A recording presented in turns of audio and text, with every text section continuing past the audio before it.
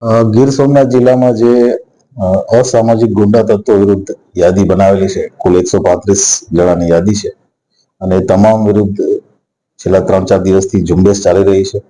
એમના ઘરો ચેક કરવાની, એમની બેંક એકાઉન્ટ ચેક કરવાની, એમનું ઘર જે છે કાયદેસર જગ્યાએ છે કે નહીં અને એનું વીજ કનેક્શન પ્રોપર જગ્યાએ છે, પ્રોપર રીતે છે કે નહીં. આ તમામના ભાગરૂપે ઉનામાં આજે જે ઉનાના જે લિસ્ટ છે એમાં 28 ગુનેગારો છે. તમામ ગુનેગારોની ચેકિંગની કાર્યવાહી અત્યારે ચાલુ છે. એ દરમિયાન 2 જગ્યાએથી અમને 2 હથિયાર મળ્યા છે, તલવાર. એ ઉપરાંત અમે 10 વાહનો ડિટેન કર્યા છે.